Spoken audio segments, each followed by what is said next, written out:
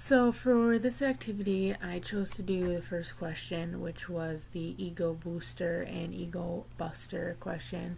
And that was on page 46 in our textbook. And what it was four questions that you had to think about scenarios pertaining to your life in regards to ego boosters and ego busters.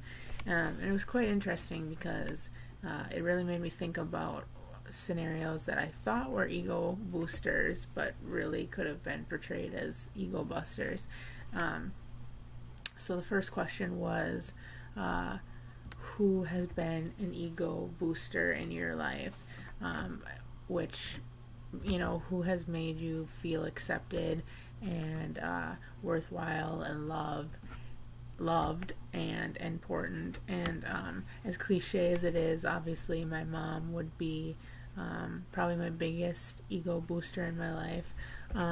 She has been the biggest supporter and my best friend for sure, and definitely the person that I go to for everything when it comes to I just need that extra push and confidence to accomplish something or to know that I can do it. She is always in my corner, rooting, cheering me on. She loves to, send me little messages throughout the day when I'm having a bad day, or if something has happened to me. She always knows exactly what to do to turn my mood around and make me feel loved. And so she's a huge ego booster in my life for sure. The second question was, who is an ego buster, or what was a scenario in your life that someone busted your ego? And this actually happened not too long ago. My best friend and I, we work out at CrossFit, and we started together and went into it committed and that we were going to push each other and lean on each other to get through workouts and progress through this. And recently we've been progressing at different rates, and she has really kind of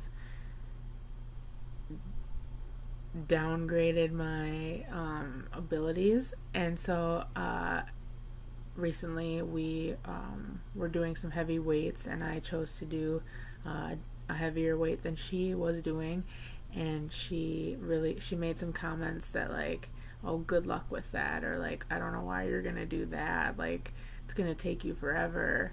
Or we had a partner workout, and she told me we weren't doing that specific weight because she didn't want me to take 5 minutes to just do one round. So, she didn't mean it in, I think, a way that how I portrayed it and felt, but it really upset me because it made me doubt my abilities, and that maybe I can't do it and I shouldn't be doing that. And so that has been one of the bigger ego busters recently in my life, but we talked it out and it's all good now. Anyway, so the next question was, how have I been an ego booster to someone else? And I really thought about this because it's hard to put yourself in that situation, thinking about how you've boosted someone else's ego.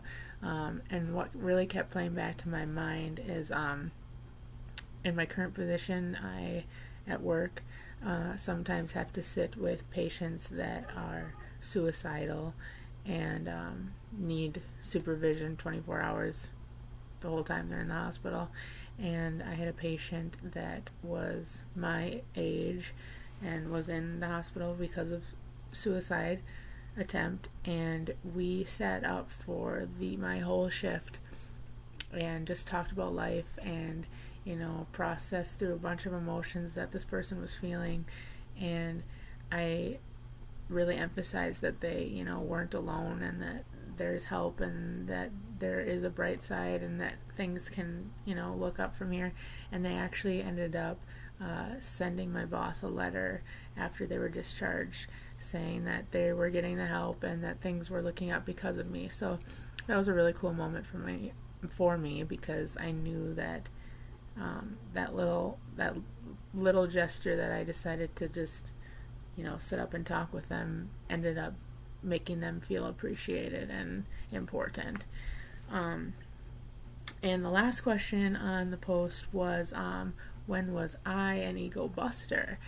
And this is also a recent one. I was traveling with another friend of mine, and we were trying to figure out plans and what time we were going to wake up to do certain things.